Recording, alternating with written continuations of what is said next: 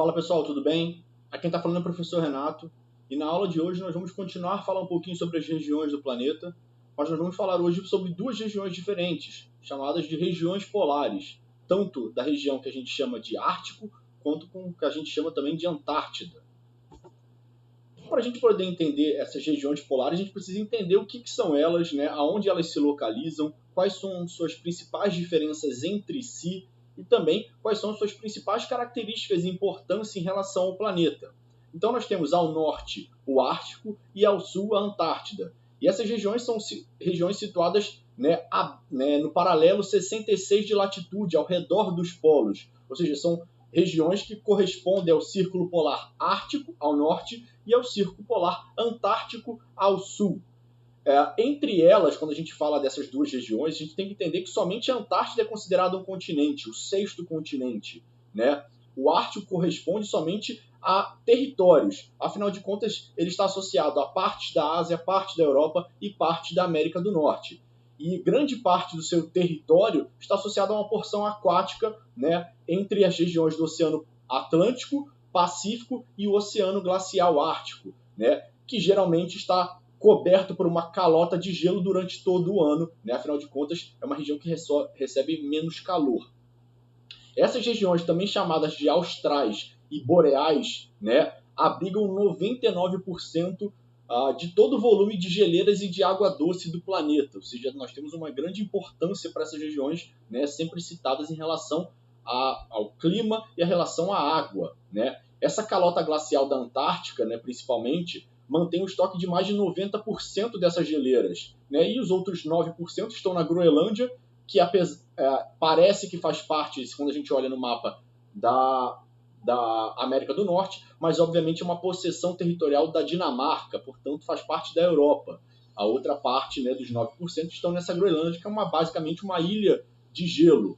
Então, quando a gente fala que tanto no Ártico quanto na Antártida as águas são muito menos salobras, ou seja, com menos sal em relação ao resto do mundo, afinal de contas, grande parte dessa água é oriunda da água doce. Portanto, é nessa região em que a água salgada do oceano e a água doce das geleiras se encontram, por isso nós temos uma diminuição do índice de salinidade de cada uma dessas águas. Outra característica muito comum das duas regiões é que existe pouquíssima precipitação, ou seja, pouquíssima chuva, né? E a temperatura, obviamente, é muito baixa, chegando até em alguns momentos ser extrema. E por que existe pouquíssima temperatura? Porque pelo fato de não haver, né, um alto índice de calor nessa região, o calor não chegar nessa região, né, nós temos uma baixíssima radiação solar, o que acontece é que não há evaporação. Se não há evaporação, não há formação de nuvens, e formação de nuvens não há, obviamente, formação de chuva. E se houver chuva, na verdade, não cai na forma de chuva em grande parte das épocas dessa região. Cai como forma de neve, afinal de contas, nós estamos falando de um clima extremamente frio. E a gente pode ver nessa imagem a primeira região que a gente vai começar a falar, que é a região da Antártida, o sexto continente do nosso planeta, a região sul do planeta, né? A Antártida, né, tem um relevo bastante montanhoso, né, e um predomínio de correntes marítimas muito frias, ou seja, toda essa somatória de questões faz com que ela seja o ambiente talvez mais hostil à sobrevivência humana, né? No alto desses planaltos, né, nós conseguimos chegar a temperaturas associadas a menos 60 graus Celsius. E outra coisa importante também é que durante grande parte do ano, né, tem um inverno longo e rigoroso sem luz nenhuma. Afinal de contas, devido ao eixo e inclinação do planeta Terra, enquanto um dos polos está recebendo luz, o outro polo não está recebendo luz. Afinal de contas, a luz ela não consegue fazer curvas, né? Então, o que a gente está falando é que enquanto uma área recebe luz, a outra não recebe luz. Portanto, enquanto é um inverno sem luz, né, que a gente chama de uma noite prolongada, poderíamos dizer assim, no Polo Norte, ou seja, na região do Ártico, nós estamos falando de uma época que quase não há noites. E, obviamente, quando se inverte isso, acontece a mesma questão. Nessa região, nós temos maciços altos que representam até mesmo 5.000 metros de altura. E no alto desses maciços, né, nós podemos encontrar temperaturas na casa dos menos 90 graus Celsius, né? grande parte dessa região da Antártida tem uma temperatura média associada a menos 40 durante quase todo o ano, né, tirando a época do verão, em que a temperatura fica um pouco mais amena. Obviamente, quando a gente fala amena em relação à Antártida, nós estamos falando de temperaturas ainda negativas, obviamente, senão haveria um degelo completo, né, e o que aconteceria seria uma catástrofe global. Uma coisa importante que a gente precisa falar quando a gente fala de Antártida, né, é que ela se tornou centro de preocupação, né, mundial há muito tempo atrás.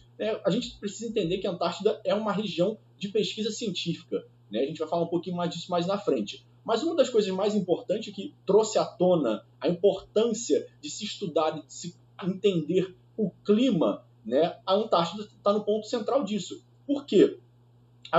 No ano de 1982, houve uma descoberta, né, a partir de cientistas que estudavam a estratosfera, ou seja, a última camada da atmosfera, ou seja, da parte gasosa do nosso planeta, né, de um buraco numa camada que a gente chama de camada de ozônio, que funciona como se fosse uma película protetora em relação a raios ultravioletas, raios que são nocivos aos seres humanos.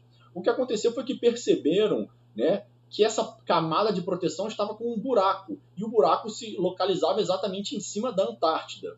Né? Então esse ozônio ele funciona como um filtro de radiação, né? E quando ele enfraquece, essa camada se diminui formando pequenos buracos, né? Poderia impedir a existência de vida, afinal de contas esses raios são nocivos à vida como um todo, a nossa vida humana, mas a vida de outros animais. E aí estudaram e entenderam que, basicamente, o responsável direto por isso era um gás chamado CFC, principalmente usado em materiais de refrigeração e de ar-condicionado. Né? Então, depois desses estudos, né, descobriram que o CFC foi proibido no mundo inteiro, né? E essa questão da camada de ozônio, essa legislação associada à proibição do CFC, né, gerou uma série de movimentos que depois se associaram a outros movimentos que lutam por outras causas ambientais. Afinal de contas, essa prática do banimento do CFC, da ciência e da ação governamental de todos os países do mundo em cooperativa, ou seja, todo mundo agindo junto, foi responsável até mesmo por diminuir os danos e impactos causados, né, quando se descobriu esse buraco. E a gente pode ver exatamente nesse desenho, né, nessas 4 imagens, né, o primeiro momento, né, no momento ali próximo da descoberta, né, essa camada de ozônio, e a gente vai vendo um aumento gradativo dela, e a partir dos anos mais recentes a gente vê uma diminuição, né, dessa porção, ou seja, a camada de ozônio vem se regenerando, né, devido à falta, ou seja, o não uso mais do CFC. Outra questão importante quando a gente fala de Antártida é a questão da biodiversidade. Por quê? Ao mesmo tempo que se começou a exploração industrial dos mamíferos nessa região, né, morsas, focas, elefantes marinhos, baleias, né, também se começou a propagar e se produzir uma série de modelos e tentativas de proteger essa biodiversidade. Por quê? Essa biodiversidade regional está muito associada também à biodiversidade de outras regiões, porque nós sabemos que as cadeias alimentares elas se interconectam. Então, o que acontece é que se você liberasse, né, a exploração desses animais, principalmente em relação aos seus óleos, às suas gorduras, né, e até mesmo a sua pelagem, que é amplamente utilizada, né, você acabaria por modificar as estruturas das cadeias alimentares de outras regiões. Então, houveram convenções nos anos 50, nos anos 80, né, para proteger principalmente os animais mais atacados dessas regiões, como é o caso das focas e das baleias. Né? E, gradativamente, durante esse processo, deu tempo para os cientistas começarem a estudar, né? Porque, diferentemente dos outros lugares, esse tipo de vida, esse tipo de biodiversidade só existe na Antártida. Não existe em nenhum outro lugar, porque nós não temos nenhum outro lugar com as condições, né, climáticas, né, e associadas à biodiversidade ampla, né, que possibilitem a criação dessa vida. Então, é nessa região que surge a vida associada a esse clima extremamente frio. Nessa região também, nesse lugar central de estudo, está o que a gente chama de kriuk, né, que é um animalzinho extremamente, muito parecido com um camarão, como a gente pode ver aí, né, que é extremamente importante porque ele é a base da alimentação de todos, né, toda a cadeia alimentar da região. Então, outra importância, pelo fato dele viver no mar, né, e viver em temperaturas frias, a relação do aquecimento global também é muito importante, porque se matando os crios, grande parte dos peixes e aí todas as cadeias alimentares que ali se estabelecem também sofreriam e seriam afetadas em relação a isso. Outra questão também importante quando a gente fala de Antártida está em relação ao seu território. Afinal de contas, como a gente sabe, a Antártida é um continente, mas não é um continente de ninguém. Ninguém é dono da Antártida. Então, o que aconteceu foi que, historicamente, vários países, ao longo do desenvolvimento, da chegada das navegações à Antártida, começaram a tentar se declarar descobridores e donos da Antártida, de uma certa forma, e estabelecendo bases, como é o caso do Reino Unido, Nova Zelândia, França, Chile, Argentina, e acabaram dividindo essa região em fatias a partir do Polo Sul. E a gente pode ver aí como se fosse uma forma de pizza, né, com pequenas fatias reclamadas, ou seja, defendidas por cada uma das regiões. Então, basicamente, esses territórios começaram a construir bases científicas como bases da legitimidade nacional. Ou seja, eu vou construir uma base de estudo aqui para poder fincar minha bandeira e dizer que essa região é minha. Então, nessas porções inglesa, chilena e argentina, né, começaram a se sobrepor num território mais cobiçado da Península Antártida, principalmente em relação ao que a gente chama dessa ilha muito próxima ali, que a gente chama das Falklands, ou Ilhas Malvinas, que inclusive geraram, né, uma guerra entre Inglaterra e Argentina num período recente, em meados dos anos 80. Então, essa corrida, né, essa divisão, né, nesse formato de pizza, né, foi interrompida no ano de 1959 com a assinatura de um tratado que suspendeu durante 30 anos as reivindicações territoriais. Ninguém vai ser dono e proibiu qualquer tipo de atividade militar, instalação de bases de lançamento de mísseis nucleares, lembrando que nós estávamos no período de Guerra Fria, né? Então, a única coisa que foi permitida foi a instalação de bases para pesquisa científica. E desde então, né, uma série de países aderiram, né, a esse tratado e colocaram ali, mais de 30 países têm bases científicas que estudam principalmente, né, as eras geológicas. Por que é importante isso? Porque a partir do gelo você consegue entender a saturação da água, como que funcionava a acidez da água, ou seja, você estudando as camadas profundas do gelo, você consegue entender como é que funcionava o oxigênio em épocas muito passadas, como é que funcionava a acidez da água, entre a salinidade da água, e a partir disso você vai criando modelos científicos para entender o passado. Né? E, obviamente, entendendo o passado, a gente pode planejar e criar mecanismos, né, para viver, né, as mudanças, né, pela quais o nosso planeta está passando.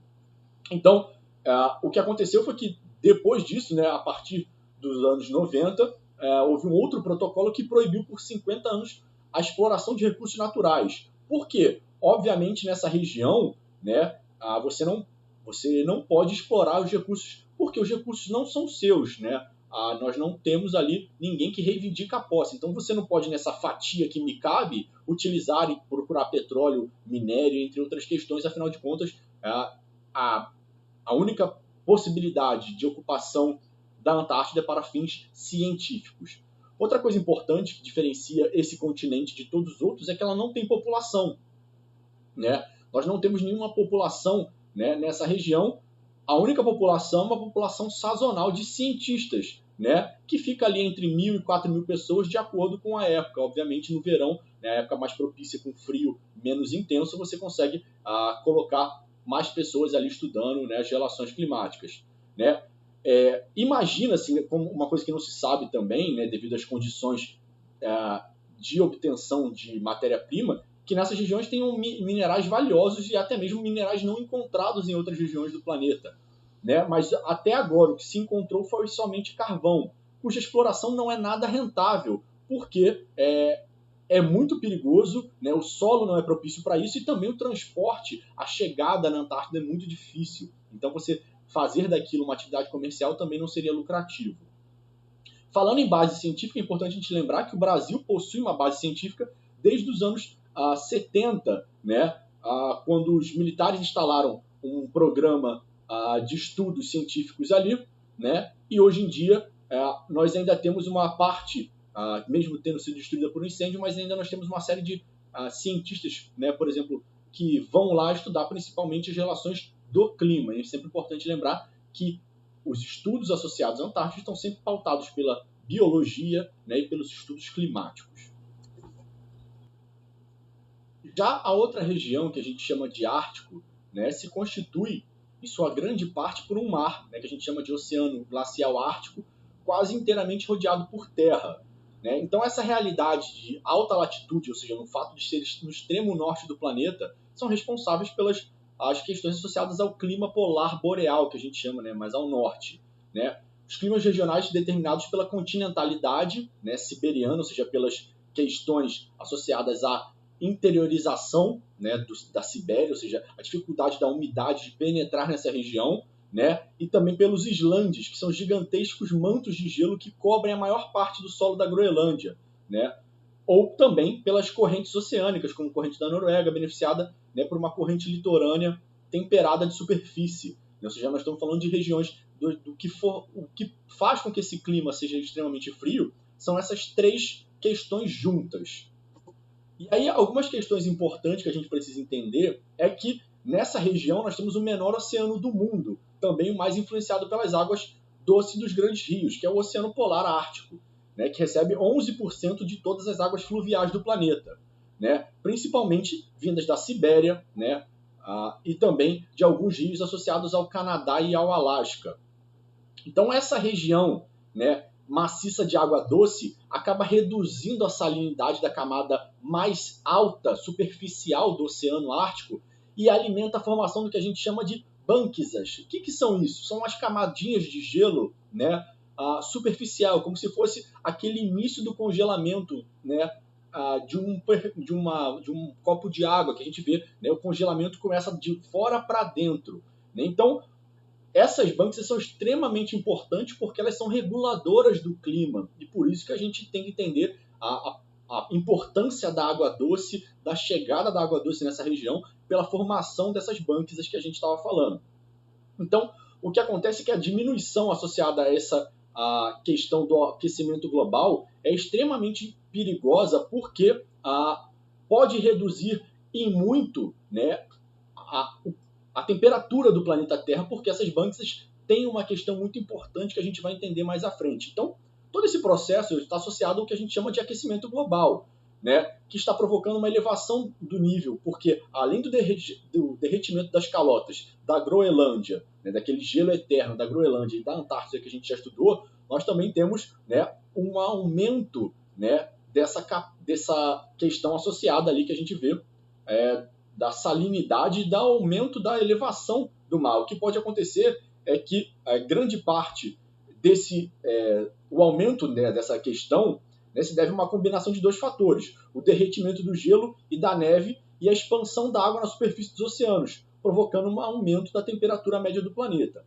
E por que a gente fala que essa região é extremamente importante para a manutenção? Esse gelo superficial é extremamente importante, tanto na Antártida quanto no Ártico.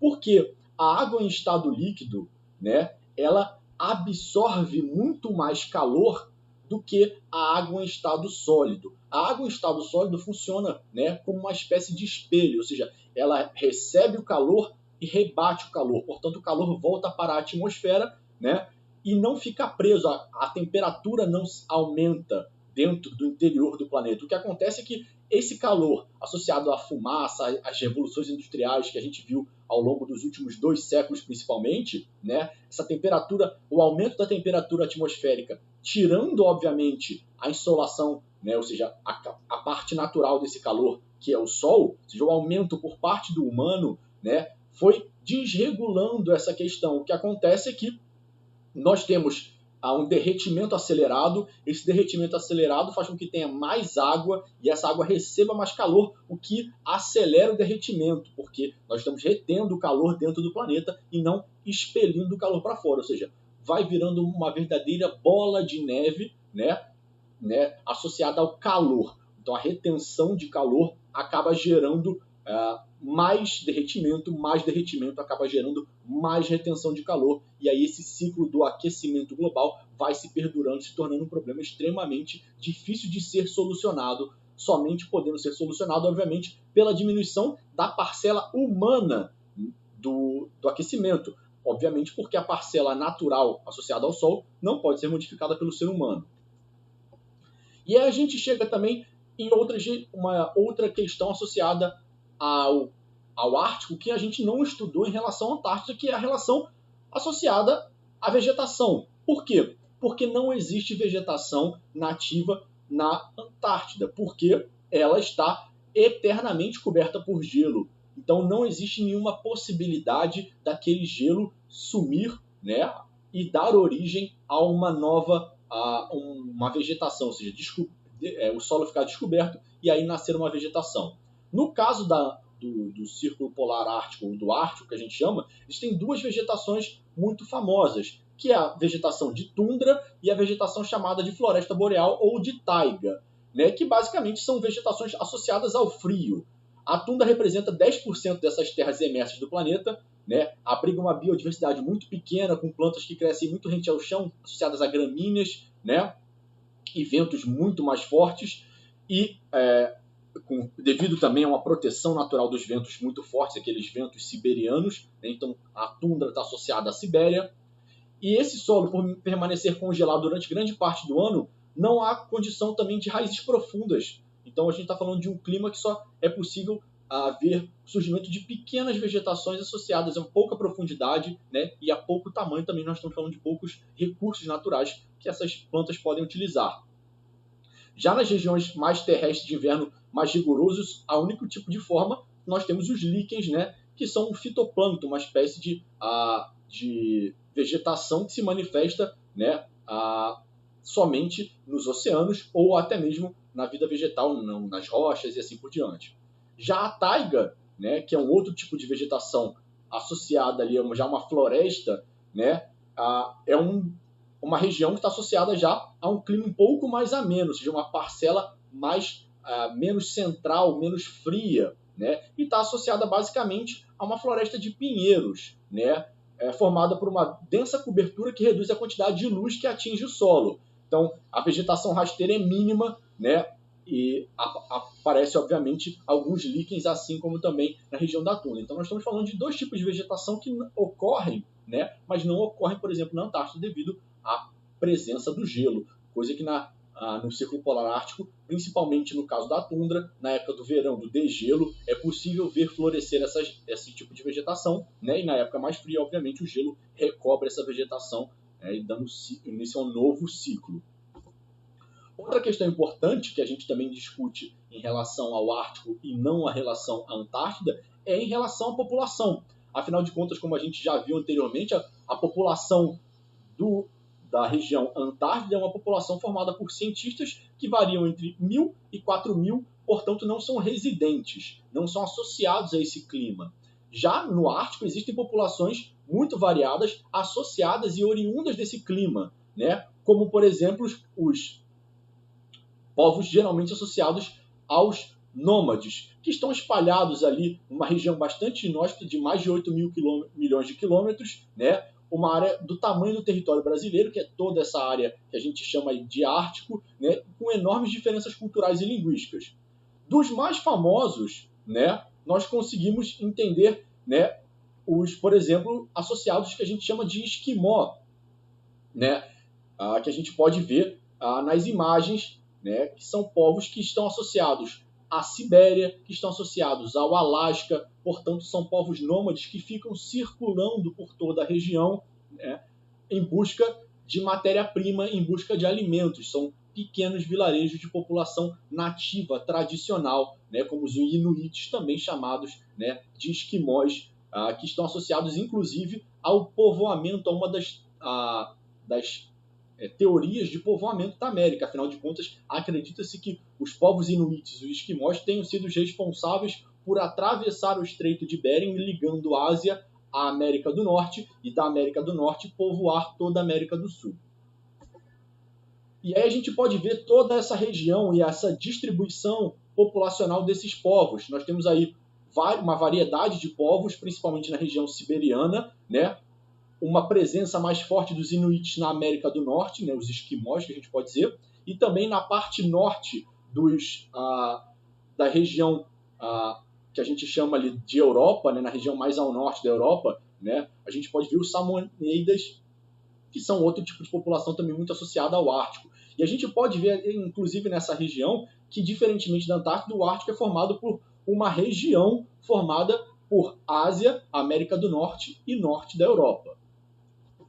Bom, pessoal, espero que vocês tenham compreendido as características principais associadas à Antártida e ao Ártico, né? E também os principais problemas associados a essas duas regiões, principalmente no que a gente fala em relação ao aquecimento global e a importância dessas regiões para a biodiversidade e para a manutenção do clima, né? E da água, da relação da água doce com a água salgada, né? E do nível da água no planeta. Um abraço, até mais.